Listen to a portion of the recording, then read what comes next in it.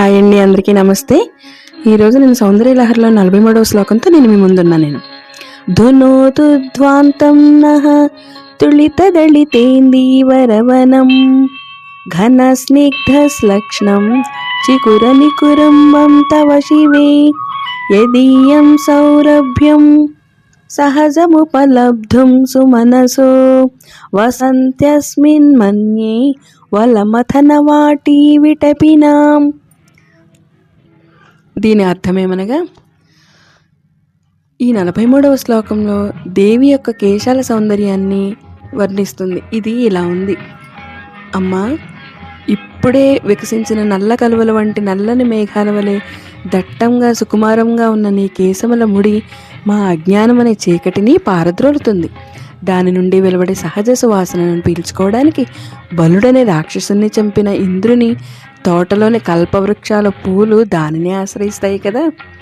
దీని వివరణ ఏమనగా, ఈ శ్లోకంలో ఆదిశంకరాచార్యులు దేవి జుట్టును ఒక దట్టమైన మృదువైన నీలవర్ణమైన ఇందీవర అంటే నల్ల కలువలట, ఇందీవర వనంతో పోలుస్తారు. ఇది భక్తుల అంధకారమును తొలగించి జ్ఞానాన్ని ప్రసాదిస్తుంది.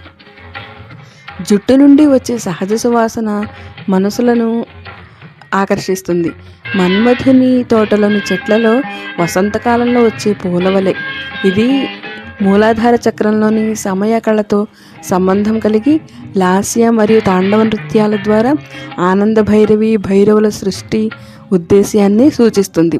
ఇది భౌతిక సౌందర్యం ద్వారా ఆధ్యాత్మిక జ్ఞానాన్ని ప్రతిబింబిస్తుంది. మరి జనరేషన్ ఏం నేర్చుకోవచ్చు ఈ శ్లోకం నుంచి అంటే, ఈ తరం యువత స్ట్రెస్ మరియు మెంటల్ హెల్త్ సమస్యలతో పోరాడుతున్నవారు ఈ శ్లోకం నుండి అజ్ఞానంను తొలగించి ఇన్నర్ బ్యూటీ మరియు సహజ ఆకర్షణను పెంపొందించుకోవచ్చు. మోడర్న్ లైఫ్లో సోషల్ మీడియా ద్వారా బాహ్య సౌందర్యానికి ప్రాధాన్యత ఇస్తున్నప్పుడు ఈ శ్లోకం సహజ సువాసనల ఇతరులను ఆకర్షించడం, అంతర్గత శక్తిని ఉపయోగించి సమస్యలను ఎదుర్కోవడం నేర్పుతుంది. ధ్యానము లేదా యోగా ద్వారా మనసు శాంతిని పొంది సక్సెస్ మరియు సోషల్ ఇన్ఫ్లుయెన్స్ను పెంచుకోవచ్చు. ఎందుకంటే ఇది సర్వకార్య జయం మరియు పలుకుబడిని సూచిస్తుంది. ధన్యవాదాలండి. Please like my video, subscribe my channel తాళం తత్వం.